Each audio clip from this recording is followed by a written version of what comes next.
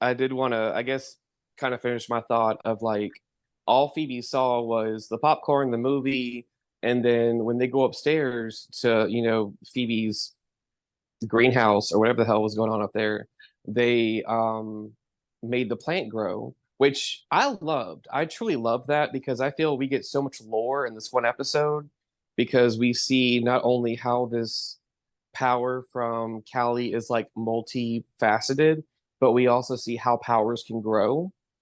So Mm. even though I really felt they were giving us the blueprint for future seasons of like, Piper's freezing and Phoebe growing into different types of premonitions and stuff like that, of her using the heat power to make the plant blossom.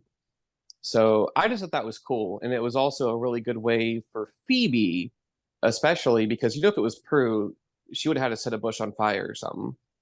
You can't make a flower bloom and Prue be impressed. So,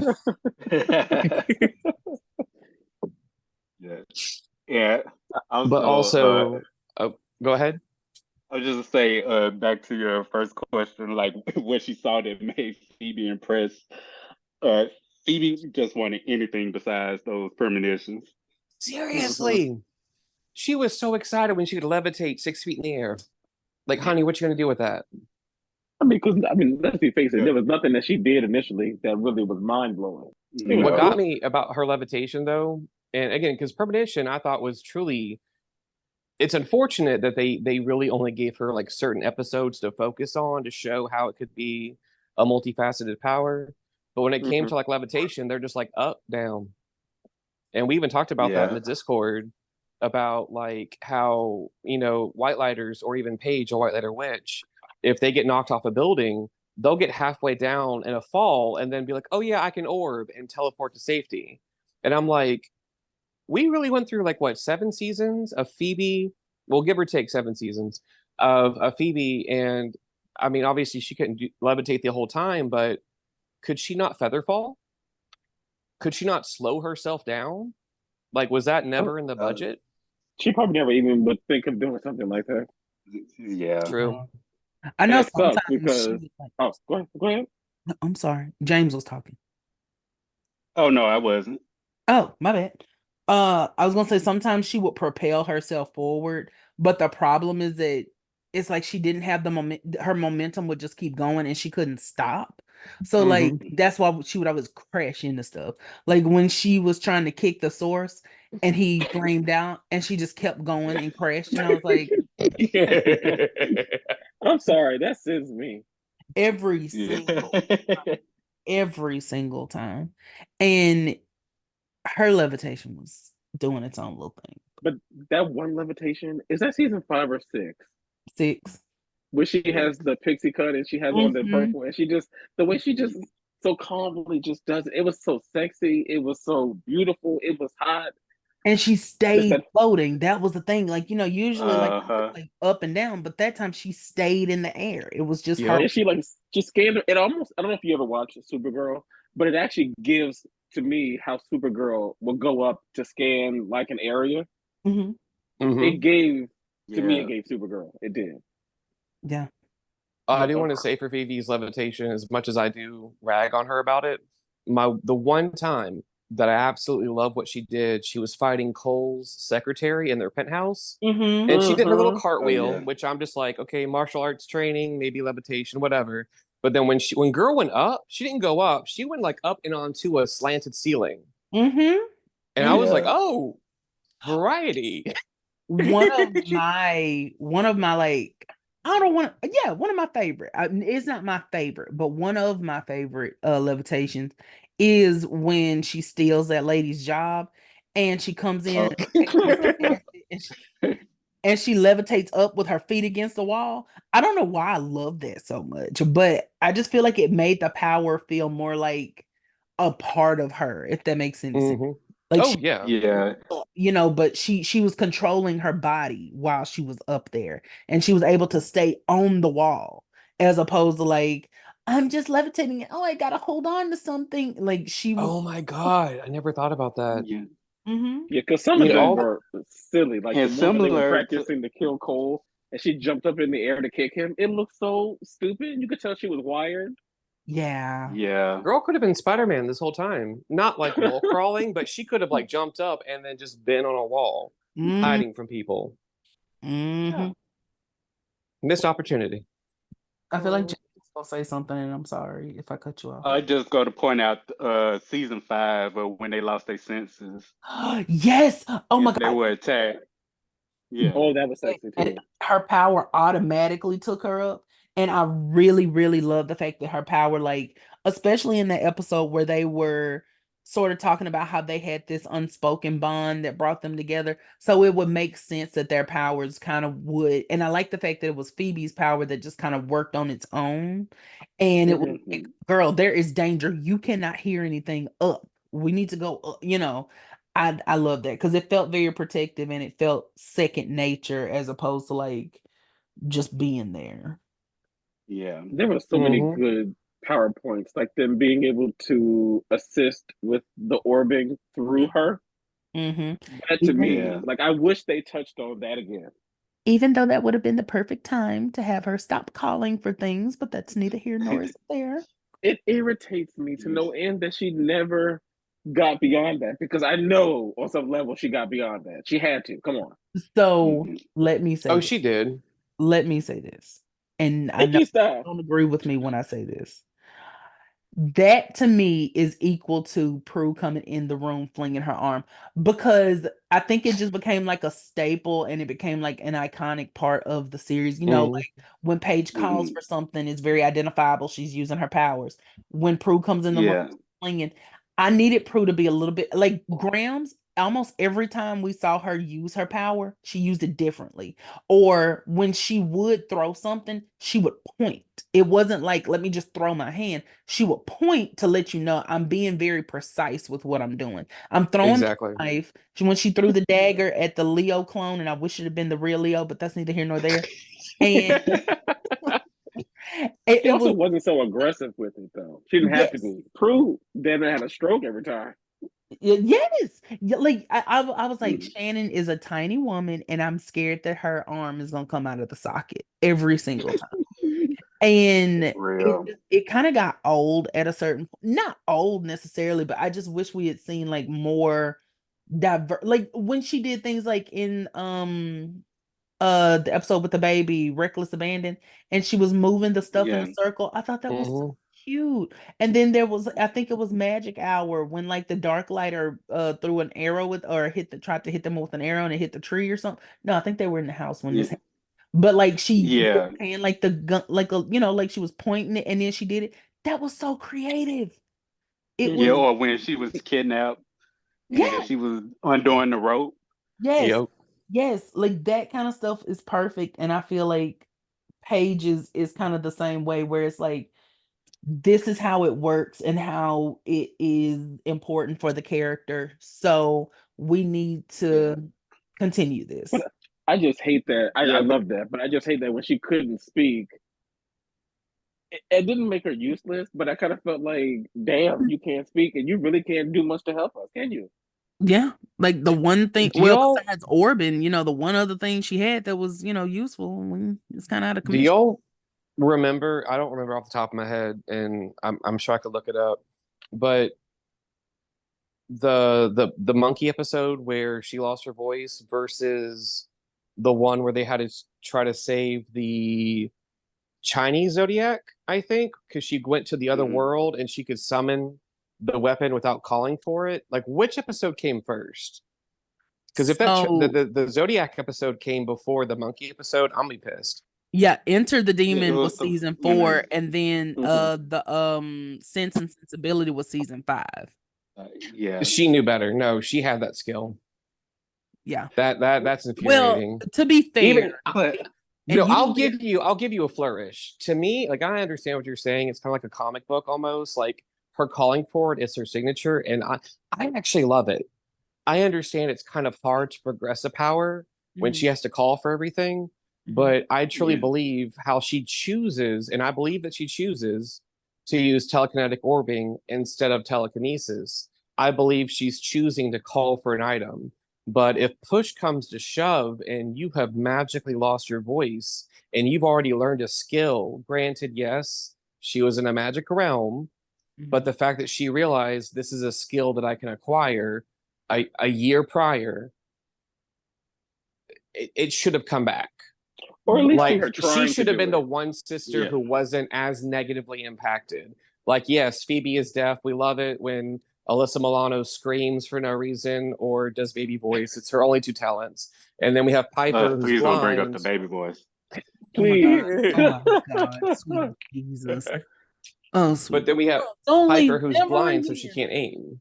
But go ahead. So my only thing with that is Paige was still fairly new to magic at that point. And so it only happened that once where she called without it. She was like, I need to call for it. Like it completely caught her off guard. And so True. I think Yeah. what they should have done at that point was when she realized that her power could progress to that. I think that would have been a good point for her to take learning magic a little bit more seriously. And then Okay. we see her, because I completely see what you're saying. I think that would have been good growth, like as they're going on this journey of her like quitting her job and focusing on magic. It would have been good for her to be like, I want to get back to that point, and then you can reference the season before and be like, when I was there, I don't know how I did it because our powers were more advanced, but I want to learn how to do it on my own.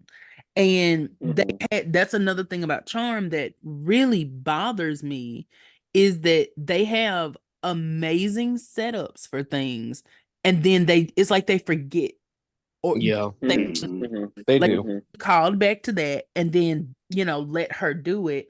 And then you could say, like, now that she doesn't have her voice, she's been practicing for this moment, and now it's coming in useful. Now this is when it has come into play that she doesn't have to call for things anymore, like especially in this season, like I said, where she's actively working towards being a better witch.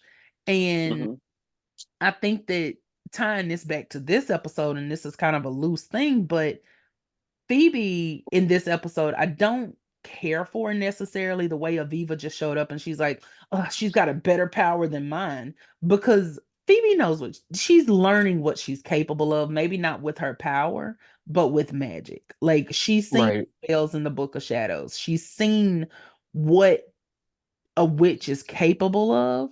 And you would think that by this point, Phoebe would be like, I don't have an active power, but I'm gonna be really good at potions. I don't know necessarily that I would have done spell writing that early, because I do think spell writing, I think that was a little bit soon for that. But Mm-hmm.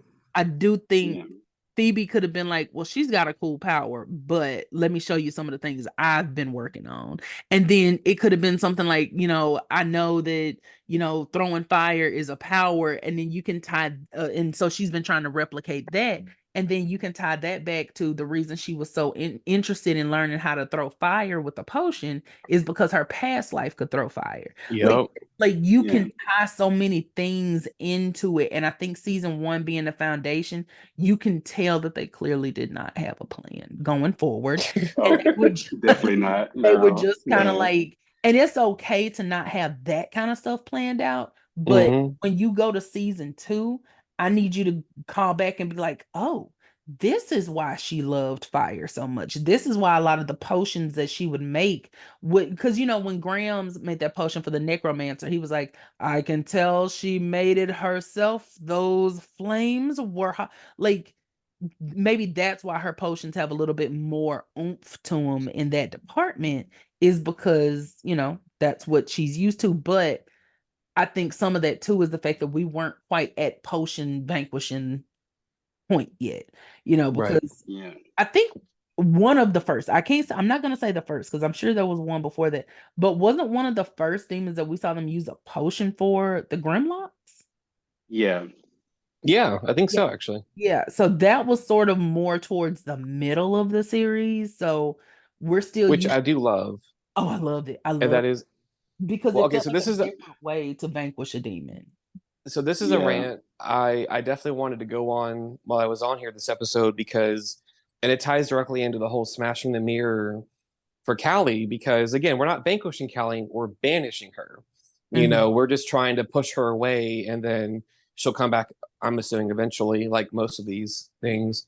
But everybody, and it's not just, I know we all like to rag on the ancestors of the charmed ones. But it has been a running joke for decades that the ancestors of the Warren witches, even though some of them would be individually powerful, they would just write these power 3 spells for whatever reason. They're like, oh, I met a guy, couldn't kill him.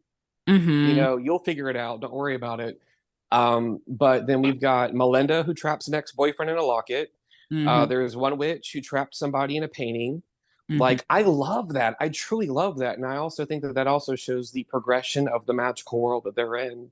As the sisters become more powerful, so do their enemies. And that also, in turns, that shows how powerful they are, because they were able to vanquish the demon in the painting. Did they vanquish I forgot his name. He was the boyfriend to their ancestor, to Melinda, in the locket. Did they kill him? They put him back in the locket. And it was Melinda that put him back in the locket, which makes me Right. feel like they could have vanquished him. They just didn't try, which is yet another issue that I have with the ancestors as well as the charmed one sometimes. Is I wonder if it was I tried to vanquish him and I couldn't, and so I just banished him, or is it that I just went straight for the banishing? Because if Melinda Warren was that powerful, you would think, as powerful as they made her out to be, you would think that a warlock wouldn't have been much of an issue. But I do think what you're saying, it goes into this, because it's like, how powerful are these witches on their own? Like, even Melinda, because you would think Grams would have been able to take out Nicholas, and especially with her Aunt Patty. Or the freaking Woogie Man. Yeah. She trapped him. Grams, and I really do try to attribute this to her being a better witch, but Grams knew, hey, we bought this land, we built this house, we've got the Nexus. The Nexus is this, I'm going to say, a weird portal thingy. I'm not going to get into what the Nexus today. But when the Shadow came into play, Grams went for the strongest container she knew, which was the Nexus underneath her house, because she could not vanquish that demon. But she knew she could trap it. I always thought that the Nexus, or the demon within the Nexus, had always kind of been trapped in there, and it just got loose, and she put it back in there. That was... It could be.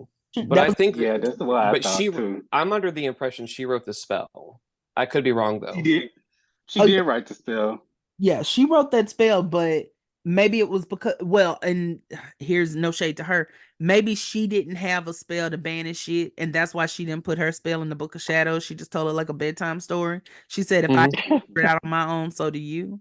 So, I mean, but... Or we could say she planted that damn premonition on that 2x4. We don't know. She was like, well, one day Phoebe's gonna randomly touch this picture, even though she's not gonna have a reason. Because I genuinely don't, to this day, understand why Phoebe put her hand on that picture, because there was no reason for her to picture. I'm sorry. Yeah, no, but there was no reason for her to put her hand on that picture, because it was so high up on the wall, and she's such a short person. So it doesn't even make sense. Well, not only that, she would have been a damn child if she was reconnecting with her past self to see that memory. Yeah.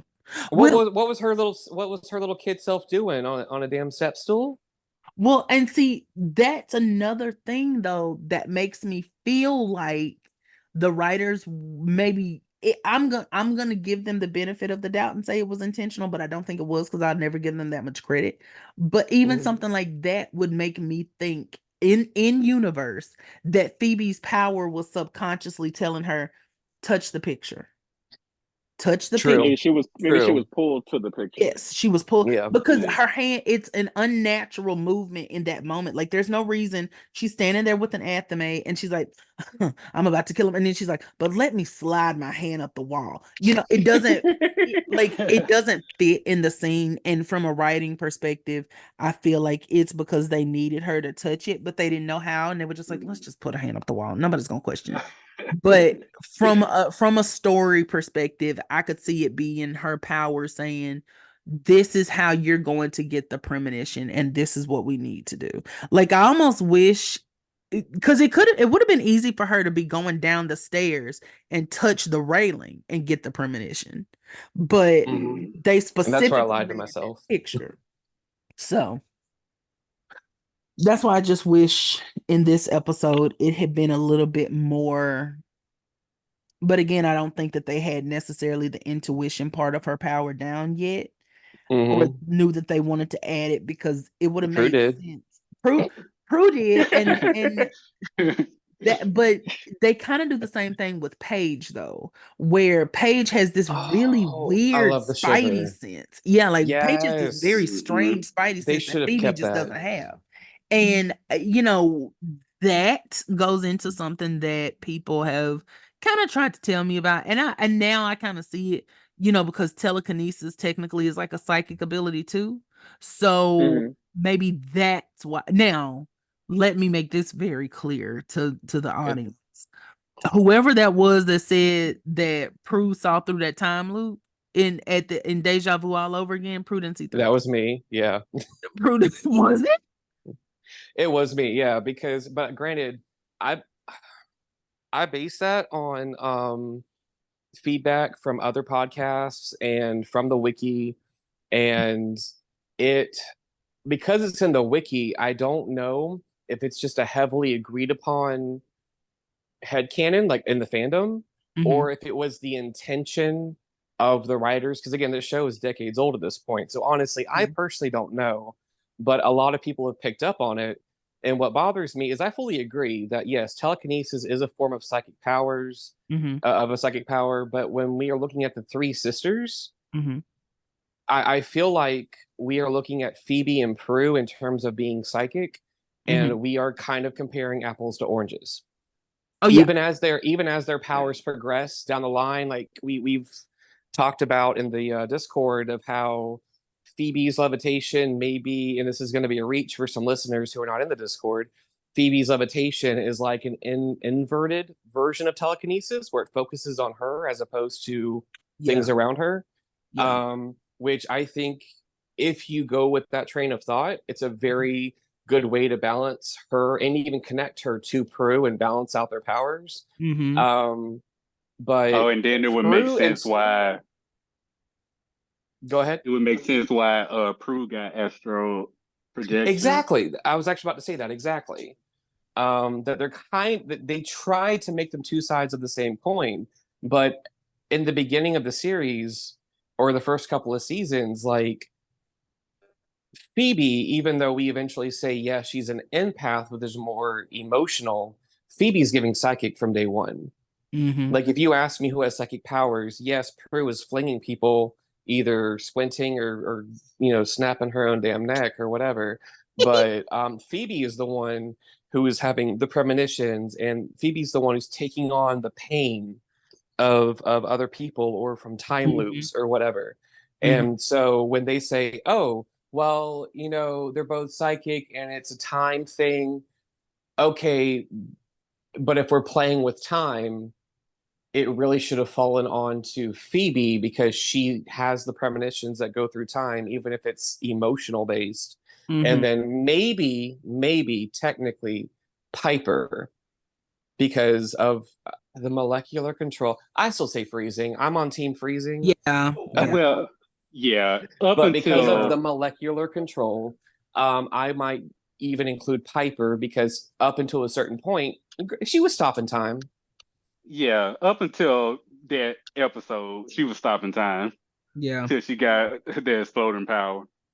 But I She was apologize. I always interrupted treated. you. I will say, I don't know if this is necessarily what we're talking about specifically, but I did see someone say that their powers made sense together because technically Piper's power could have been an advanced form of telekinesis. I Yep. don't know that I necessarily agree with that statement. I can see it. Like, don't get me wrong. I can definitely Mhm. see it. I just don't know that I subscribe to that thought process. So my headcanon for that was for the sisters, for modern day women in 1998, yes. Mm-hmm. Because, you have Prue who can physically move things in the present, and then you have Piper who we later find out at a much later date she is having molecular control in terms of freezing and combustion. Mm-hmm. But for me personally, and this is something that I had to acknowledge because I swear to God, it was this, and that the three sisters we know being the first charmed ones, I swore they had to be the second or third set. Mhm. But the show never addresses it, so I lied to myself for years. But when it comes to Melinda, Mhm. regardless of how she got her powers, Mhm. I truly believe that her telekinesis and her freezing Mhm. were technically intertwined. But Mhm. also, if you look at her powers are to see the future, to stop the present, and then to move objects as necessary. So So to that me, that kind of connects them because she can technically, yes, as she got older, she Mhm. could see the past. But if she was like Phoebe, I can see the future. I can show up early enough. I can stop it. Mhm. And then I can change things with my telekinesis, is Mhm. how I interpret it. So I love that. I love the way that you connected all of that. I really do. Yeah. I have And I nothing but spare think time. uh, I think that for me, when I go back and look at it, I think that it was always meant to be a molecular power. And I Yep. think that they called it freezing because that was the best they had. Like, and I'm Yep. talking about from Melinda's time. Like from Melinda's time, it was freezing time because that is what they saw was like, oh my God, she put her hands up and everything around her froze. She's frozen time. And, Exactly. because they didn't quite have a grasp on all of that just yet, it was like that's what it was. And even if they had, I still think that it was a matter of not knowing quite how the magic was interacting with the world. So they were looking at it in a way. And one of the reasons that I really think it was always meant to Piper's power was always molecular. I don't think she necessarily ever froze time. Is I look at when she first froze the kitchen at Quake and the people outside didn't freeze. And I think Mm-hmm. that was kind of our first indication that like she's not necessarily freezing time, she's freezing the objects around her that she's able to. Because Right. if it was time, even if she wasn't super powerful enough to go outside of the building, you would think that she'd be able to go outside the room. Now, because why would a wall be able to stop, time itself from being frozen? And Exactly. that was always kind of my thought process on why it was molecular. And I know people like to say she's a time witch, but I don't. Not in that show. Now they tried to address it in a different show that I'm not going to bring up, but I Mhm. have problems with that one too. So in a different show, I actually the way that it was addressed, and I'm gonna leave it at that. We're gonna have to address that other show at some point because I do want to talk about it too at some point. That'll be a bonus episode. We'll Oh, save that for a bonus. Yeah, I do want to, Yeah. just because I'm your guest this episode, if y'all get to a point where you start talking about the other show, can I come in for Medusa? Not Cleopatra. I almost said Cleopatra. I got confused. For Medusa. I don't know that we would go episode by episode, but I'm up for it. That's Yeah, although, yeah, because I definitely, my knowledge of the show stopped somewhere in season 3. yeah. my knowledge is spotty at best. It's good in the beginning. It's not Mhm. existent in the middle. It's kind of there towards the end, and then at the Yep. end, it doesn't exist anymore. But I do have some things I'd love to discuss about those young women Mhm. Until I Especially can. Prudence's daughter, Macy. Yep. because no, it's not, and it's not all bad. Let me start there. It's not Yeah. all bad. Yeah. Yeah. Yeah. It's some bad, but it's not all bad. Mm-hmm. I have 'Cause I'm chosen to go from season 1 to season 4, and then we just acknowledge that something happened off camera, and we have a new sister. Mm-hmm. Because Yeah. I can't mess with those 2 and 3. Like I do need to go back and revisit them because I got so caught up in the drama, like the social media drama and everything that was going on when the show was on the air. Mm-hmm. So I definitely do need to go back and just give it a fair shot. But they made some choices in 2 and 3. It's seasons 2 and 3.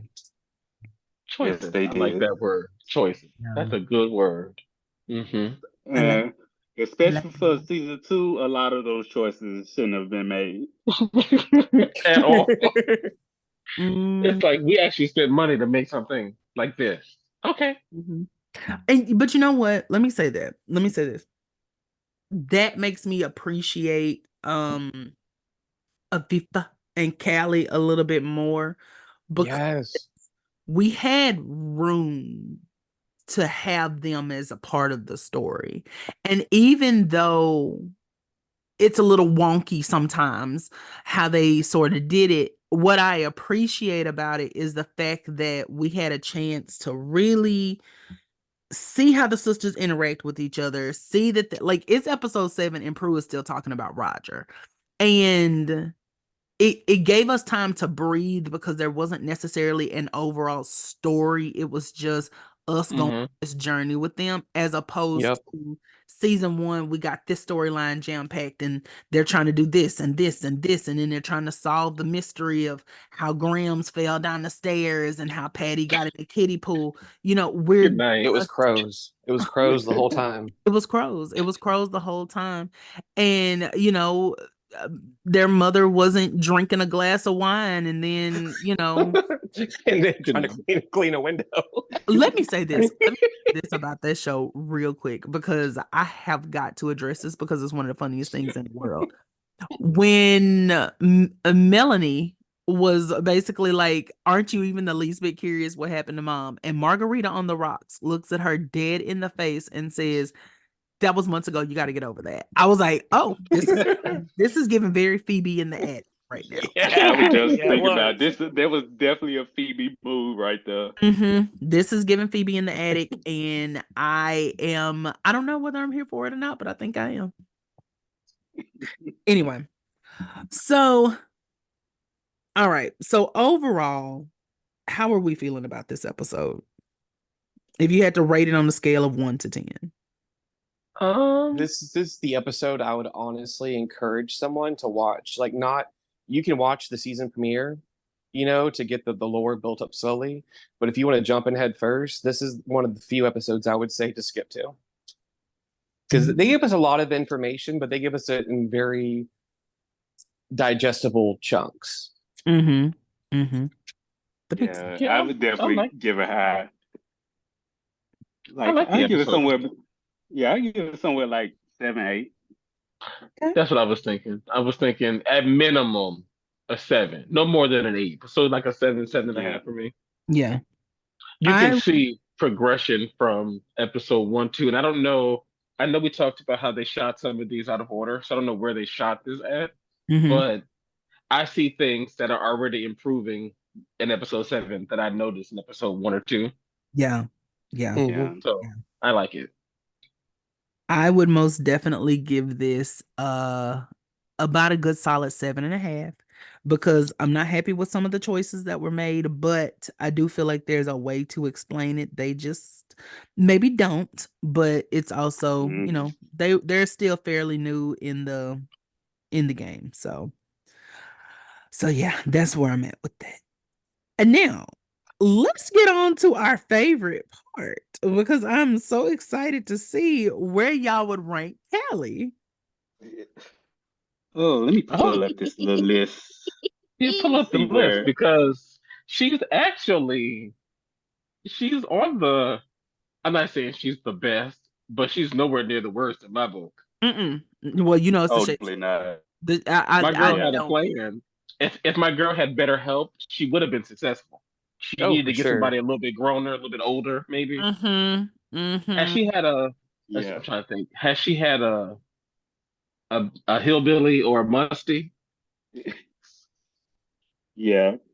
Maybe. Well, my headcanon is that she tried to use Aveevuh's mom first, but her mom spiraled and got sent to rehab, and Aveevuh is like a second choice.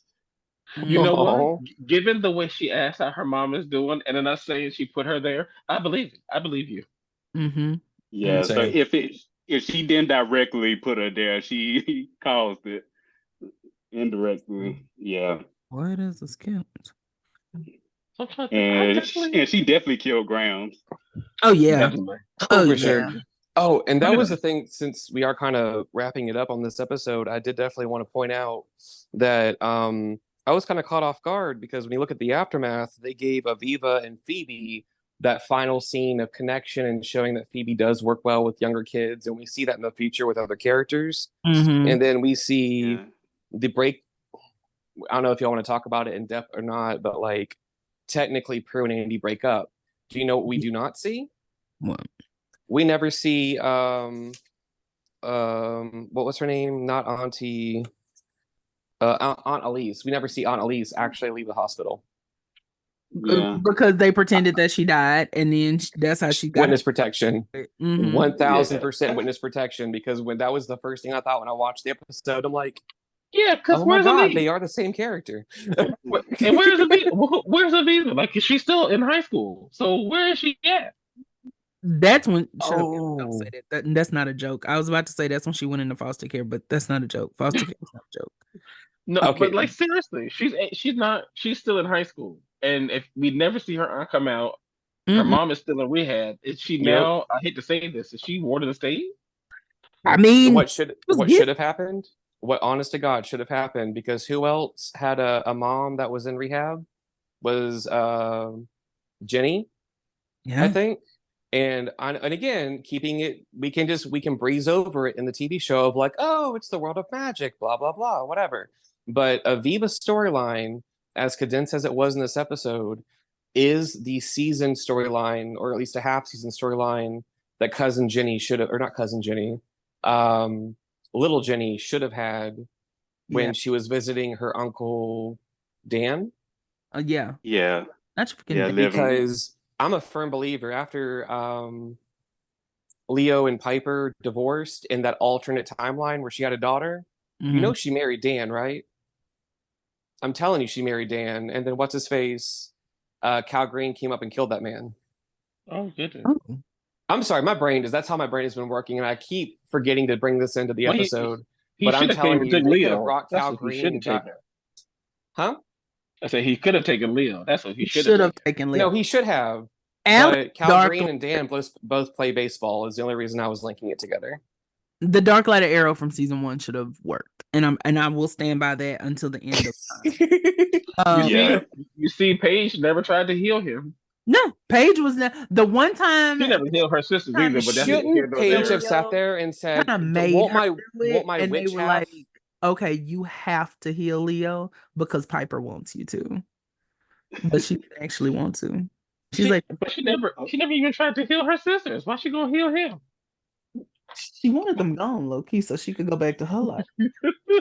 One of my biggest gripes with this show, and I will never let this go, is I feel like they took her character. She came on that show already an individual with a whole life and backstory, and they just acted like she always existed in their family dynamic. It's like Paige had a whole existence, and I hate that her story boiled down to just being one of them. Like, I was never like, I have my own family, my own passion. All I do now is serve here at Piper Soup Kitchen. They acknowledged it in season 5, not the soup kitchen. They acknowledged it in season 5, and then they just kind of stopped. They were like, "Girl, okay, anyway." But anyway, I'm so mad about that chair. I'm so glad y'all brought up the whole healing thing, because can't finish the episode without this addition of you just made that up when Phoebe told Piper to freeze Aveevuh, and that she went freeze but Callie would. That just came out of nowhere. Still don't understand it. I was gonna ask for y'all's opinion on it, but I decided to let it go because I think even in the show on my second watch through that it was just accepted ? That Aveevuh was a witch. And I'm like, okay, so retroactively, Aveevuh is a witch who has her powers. She's got 48 hours to choose good or evil, blah, blah, blah, blah. Callie is tempting her, but not making her do it. We're technically not breaking any rules that really haven't been written yet because of future seasons. But like, again, when she froze her and that girl She smacked onto the floor so damn She hard. fell down like a Family Guy character. She fell Like, and hit the floor like Peter Griffin. I Did mean, it make sense? It didn't make sense to me that she could just fall out like that. I don't understand how that even happened. Yeah. it was ridiculous. Same. And then Like, That did Callie's, not make sense. Callie's just standing there like an idiot, just floating. No, she wasn't even standing. She was floating. She's just up in the air. She's like, eh. She looked like she was like, I was like, oh no, Sfaratu. Like, this needs to be like a recurring section about you just made that up because it's happened too much. Baby, because you already know. I love the way she threw her back in the mirror. It was so dramatic the way she flew it away. Her hands hit the thing on the side. Mm-hmm. Mm-hmm. And when Phoebe went to smash the mirror, it's the way Piper just stands there for me. She's so good for just like standing in the middle of chaos, just standing there. Piper said, I'm not gonna get my hands dirty. She said, baby, it was the way Piper low-key threw shade too. Because when I said that, I was gonna say she's too cute for that. And it made me think about earlier in the episode when Prue was really frustrated. She was like, I'm late for work. And then Piper looks at Phoebe for some reason is like, me too. Like she was like, are you gonna throw yourself in the ring? And I was like, you know that girl is not gonna be late to work. Stop looking at her like that. It was so petty. And I don't know why. And it wasn't meant to be petty, but for some reason in my mind, like Piper was like it was petty. No, because when she said that Phoebe was all dressed up at 9:00 in the morning with nowhere to go. That girl looked like she rolled out of bed. I was so mad about that line. That was sleepwear. She came down and was sleepwear. It was because Michelle Pfeiffer was trying to be funny, and I was like, "Girl, yeah, she definitely wanted to get a dig at her." Mm-hmm. I mean, and then Phoebe basically said, "Well, you know she's crazy and she's on pills, right?" Yes, and gay, mental health issues, and gay. And even if she was, that was so like that whole exchange between the two of them was so nasty over Leo. It was over Leo. Over a handyman. That's how they don't respect themselves. I know they don't respect themselves because all jobs are valid. And if you or someone you know is a handyman, then please call the number below. I just feel like to do all of that over Lily, who you don't even know how he gets there, because is he driving a pickup truck or something? You don't even know how he gets Where are his tools coming from? Where his tools? Basement. Y'all haven't paid him. So they act like he's Overton James, and he's not. Yeah, they act I like was just about to say he's no Overton. They act like he's Dan, who had his own company, and they just anyway. Okay, let me stop before I get on a Lily bashing train again. He's a loser. He's not a good man, Savannah. I was going to be like, well, he does look good in them jeans, but goddamn.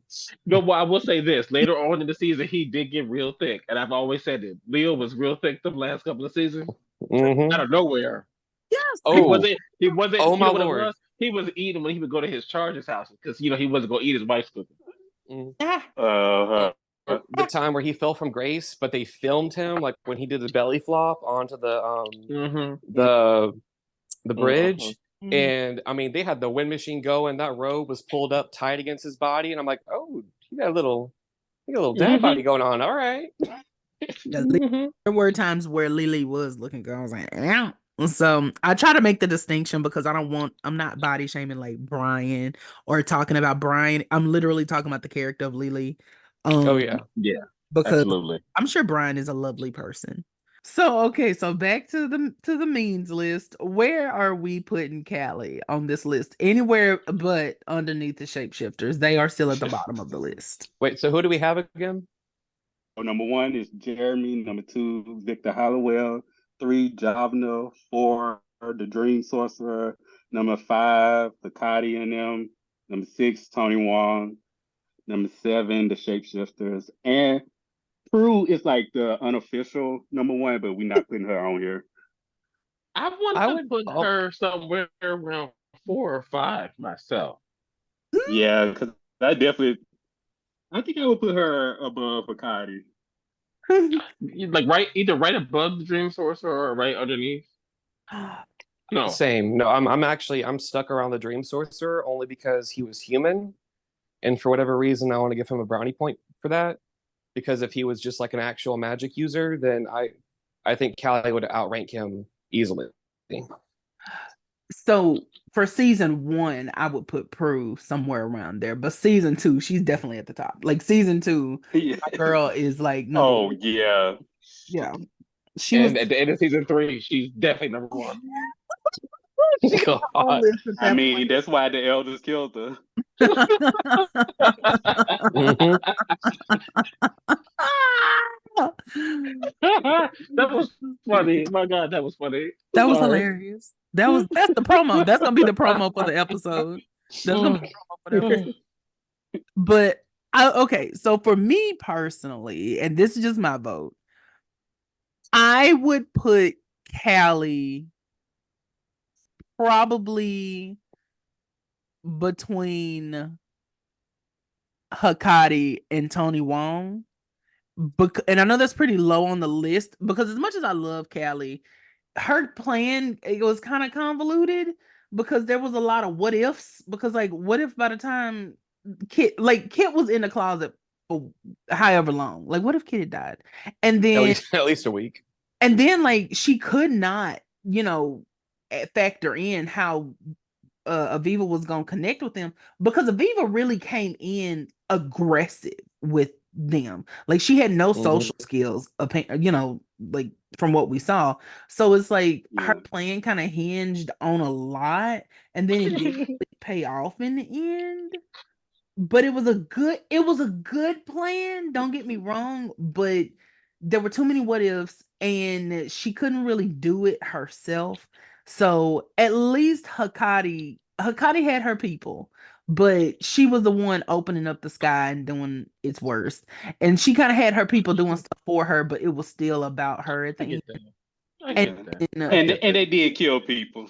And it did So people, and it got Piper Yeah. fired from her chef position, but it got her in a managerial position. So there's that. And I would put her above Tony Wong because at least she does have magic. So I think I only ranked her a little bit higher than usual because she was really successful at getting that girl to get in there and really drive a wedge between these sisters so easily and so quickly. I don't actually, and that maybe that's more credit for Aveevuh. I should give it to her and not to Callie because Aveevuh really did get up in there and shake that shit up quickly. She had Phoebe on her side before lunch, and I was just like, wait a minute. That's true. It was that easy for you. But I understand what you're saying, and I definitely get that. I get that. Her plan really didn't make a lot of sense, and it wasn't going to work. Yeah. She just wanted the book. I think she just wanted her hands on that book, and she wasn't really thinking long term. Yeah. Yeah. My girl. I get that. Anybody's better than a shapeshifter. yeah. So, how about you, sir? How would you rank? Where would you rank her? I'm still kind of stuck on the Dream Sorcerer only because he did a lot of damage just by being a human. So I don't know. I think if Callie was more effective at her job, because again, technically, if all anyone had to do was touch that mirror for her to possess them, she could have made a lot of choices on her own. So I'd probably put her like just above the Dream Sorcerer. Okay, yeah, that's what I was thinking. She's somewhere right around Dream Sorcerer. Right. Maybe right underneath or above. I can't tell, but somewhere. Yeah. I'm the exact same. Well, I would love to have seen her come back. Actually, she's somebody who should have reoccurred. Yes. She really should have. Yes. I could imagine her coming back season 5 or 6 and being like, "Oh, I thought Prue was still here, toying with him." Yes. Be like, how's Prue? Oh, that's right. She's gone. Especially since Prue was like her number one target. Yeah. She could have used Paige, honestly. That was her opportunity. Oh, she would have hated Paige. Oh, she would have. But then that makes me go back on one. Why do so many people hate Prue? Hannah hated Prue. Callie hated Prue. The Dream Sorcerer hated Prue. My God. Like, even Jeremy was throwing shade at Prue. Like, Jesus. Anyway. It's the intuition. It's the intuition. Because I guarantee you, as a human being, Prue did nothing wrong. But because anything that was like magically after them, like a demon, a warlock, or whatever, Prue's intuition went off, and she might have given them the cold shoulder or cut them off or been a little bit too brisk in the work. Like with Hannah, she was never mean to Hannah. Like it took her a hot minute to connect those dots to realize Hannah was after her, but like she was never like out for Hannah's, blood or anything. But I She was trying to guarantee get Hannah to like her. She was trying to get her to like her. Well, But I think there we all know. in Hannah's. Oh, Well, in Hannah's case, I think she was jealous. she was. Oh, she was. Yeah. But I mean, Didn't Hannah want premonitions though when it came to the powers? huh? Like when it came to divvying up the powers, wasn't Hannah all about the premonitions for some reason? I don't think I'm Never. going to watch, and I'll answer that question because I don't think so, but that's off the top of my head. I think that was being random. I think Rex kind of like convinced her to be about him because that was the only one that he would give her. I will say this one thing, and then we can wrap this up. It would make sense that Prue was not mean towards Hannah because Prue was the only one who supported Black people. So Yep. she could sense that about Hannah, and she was like, "I'm gonna be your friend." Right. You really get on my nerves. I want you to know you get on my nerves so bad. I'm just saying, equal opportunity. Now I'm gonna give Hannah her flowers wherever I can, and I'm gonna start there. she was hated her. The original. She was sensing the original Hannah. She said there's something about that one. She hated Prue so bad that she couldn't even get. He would come in the room and be like, "Are you really talking to her like that?" Yes, like when she was like, "I'm not the one whose biological clock is ticking." Girl, like let me call HR. Like I would have gotten on the phone with HR in that very moment, and had to, eat them people or something. I know she didn't expect us to believe that she was younger than Prue. That part. So our ultimate ranking for them. Is it between number 3 and 4, or is it between number 4 and 5? Well, I guess we should split the difference and go between 4 and 5. I'm okay with that. Yeah, I can see that. Yeah, I can see that. I can work with that. And I think, and at the end, maybe what we should do is at the end, we'll then also each do our own individual ranking. Because I'm sure at some point we're going to start to differ too. Yeah, especially once we, start getting, because the Grimlocks for me are gonna be pretty high on the list because they didn't kill anybody, but they were blinding some children and they were getting stuff done from the sewers. Wait, didn't they kill? Oh, they did. They killed the man. They killed the guy who was trying to film proof. Yep. Okay. So yeah. Never mind. I'm okay with it. Listen, they don't get enough credit in my book. I can't think of anyone in season 1 that I'm gonna put underneath the shapeshifters. I'm gonna say that right now, and I'm sure that a demon is going to come along that I'm gonna be like, but I would even put Nicholas above the shapeshifters. I think at the end of the day, they're going to either end up always being last. And if not last, they're going to be the last 3 on the list always. There's not many people that are going to be beneath them. Oh, definitely. Yeah. They're constantly going to have to lip sync for their life in my book. Like, especially as far as season 1. Like, I feel like all the other villains at least came somewhat close to killing someone. And then Matthew Tate is gonna be pretty high because he was literally going on a killing spree. So, oh yeah. Well, Zanku is going to be very high on my list at the end of the day. Oh yeah, of course. There's a couple. I think who also the Seer is going to be way up there for me. Yeah. And then the Kazi is gonna be high in me on the list. Well, I do have you don't mind that he can't read. You don't care that he can't read. Listen, literacy is not a prerequisite, and I'm just gonna leave it at that. I can teach you anything you need to learn. Okay. I do have to say about Matthew Tate, like he copies Prue's power, and the first thing he does is go on a killing spree. The first thing he did, and then when he shattered the window and then jumped out and somehow was able to like land on his feet, I was like, "Is this what telekinesis can do?" Because I Yep. guess No. he had already copied Melinda's powers before, right? Mm-hmm. So I'm Did assuming he? Yeah. he already knew how to use telekinesis. So he said, "Baby, Yeah, while you throwing discs, this is what you can really do with it." Well, okay. I guess we can go ahead and wrap today's episode up. Blake, it has been amazing having you here. And we are so glad that you were able to stop by and talk with us. I'm happy to be here, honestly, and again, I really appreciate it. And more importantly, I appreciate what y'all do in terms of content creation because all the episodes y'all have out so far have been very bingeable and able to go back and re-listen to. So, Well, thank you. yeah, I Thank you. appreciate Thank you. that. Thank you. We're so glad that we had you on. Yeah, It was such a great. great time. Mm-hmm. It And was thank great you getting for a different perspective. I'm sorry for cut you off. I'm just saying it was great to get a different perspective than ours sometimes. mm-hmm. Yeah, and you have some like really good like head canons.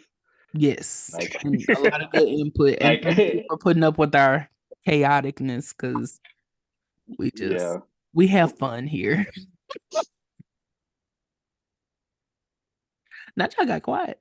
So Oh yeah. Because No, I'm over here yeah, trying to we figure do. out what I'm about to eat, so you know. oh I've been god. snacking And this I whole was trying time. to figure out how to tie Prue being a murderer into this. Well, You can tie Aviva that into almost found anything. out. Aviva almost Yeah, she somehow found did. out. Oh yeah. When she told her to get out that third time, I said, "Look at the blood." I wrote down the bloodlust was in her eyes. All I'm gonna say is ain't Elise better be lucky that she wasn't on a life support machine. That's all I'm gonna say. Because Prue would have just unplugged it and been like, oops, and Yeah. walked out just for the fun of it. I was definitely gonna say that Prue probably killed Annalise, and that's why we never saw her again. Yeah, that's exactly what it was. She was like, I'm gonna make sure she doesn't have anywhere to go back to. Yeah. Mhm. So, Blake, it was amazing to have you. If you'd like to catch us somewhere else, you can find us on Apple Podcasts, Spotify, or wherever you get your podcasts. You can find us on Instagram at _Nexus Pod. You can find us on Twitter at Nexus Pod, and you can find us on TikTok at Nexus.podcast. So I think we pretty much adequately covered everything. Yeah. I think we did. We Mhm. did. Well, it has been lovely, gentlemen, and I will catch you next go round. All right, y'all have a good one. All right. You All right, too. bye. Yes, have a good night. Rest of the weekend. You too. All right. Bye. Bye.